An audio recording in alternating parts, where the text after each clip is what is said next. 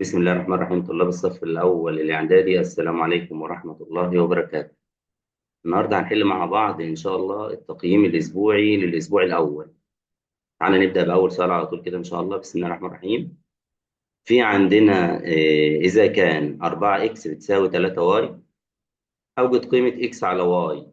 إحنا عايزين إكس على واي، يبقى هناخد إكس على واي يعني كده، هناخد الإكس نحطها على الواي، يبقى ناخد معامل الواي على معامل الاكس، ما ترجعش بيدك فاضيه. يعني انت رحت كده من الاكس على الواي، يبقى تاخد الرقم اللي قدام الواي على الرقم اللي قدام الاكس. يبقى انت عندك هنا اكس على واي اللي هو طالبها بتساوي، ببساطه خالص بتساوي 3 على ايه؟ على 4. طيب بالنسبه للسؤال الثاني، اذا كانت النسبه 5 إلى 3 تكافئ النسبه اكس إلى 9. طيب عايزين قيمه اكس. طيب تمام، مفيش مشكلة. احنا هنحط هنا 5 على 3 هي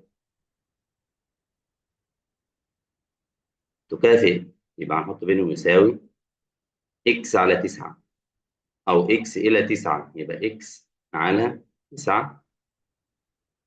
هنعمل عملية الضرب التبادلي أو المقص زي احنا بنسميه، ده يدخل يضرب هنا وده يدخل يضرب هنا. اللي الاكس بيضربه دايما هتحطه في المقام، هيبقى أنت عندك الاكس بتساوي 5 في 9 على 3.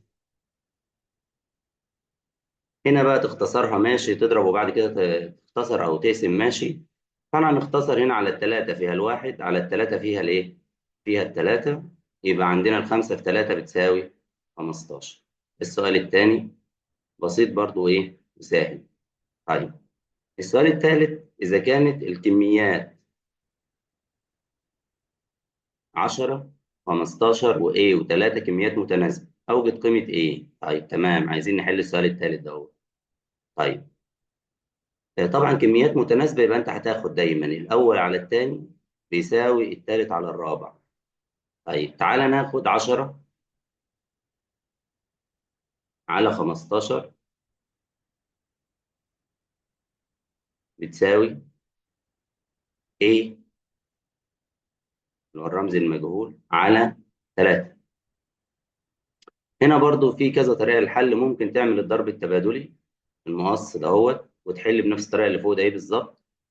وممكن نشوف ال 15 بقت 3 يبقى اتقسمت على 5، يبقى ال 10 برضه هتقسم على 5. يعني مثلا احنا هنعمل كده اهو، هنا ال 15 بقت 3 يبقى اتقسمت على ايه؟ على 5. يبقى انا المفروض عندي ال10 دي برضه هتقسم على 5، لان زي ما بنعمل فوق بنعمل تحت. يبقى دي المفروض على ال5، يبقى 10 على 5 فيها الاثنين، يبقى الايه هتطلع في النهايه بتساوي 2. تمام. طيب تعالى نشوف السؤال الايه الرابع. اذا كان 160 رغيفا من الخبز تحتاج الى 12 كيلو جرام من الدقيق، فكم عدد الارغفه اذا كان لديك 9 كيلو جرام من الدقيق؟ طيب تمام، تعالى نحل المساله دهيت هنا. احنا عندنا هنا في عدد من الأرغفة وفي دقيق. يعني أنا ممكن نعمل عدد إلى كيلو جرام.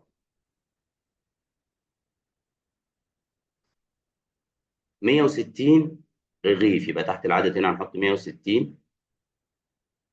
بيتعاملوا بكام كيلو جرام؟ ب 12 كيلو جرام أهي. يبقى 160 إلى إيه؟ إلى 12. فكم عدد الأرغفة؟ يبقى تحت العدد هنا هنعمل إكس، إن ده المطلوب، بتساوي إذا إلى طبعا إذا كان لديك 9 كيلو جرام من الدقيق، يبقى هنحط هنا إيه؟ 9. وبعدين نعمل عملية الضرب التبادلي برضو، اللي الاكس بتضربه دايما نحطه تحت في المقام. يبقى الاكس هتبقى بتساوي، تحت نهوت نحط ال 12، وفوق هنضرب 9 في 160.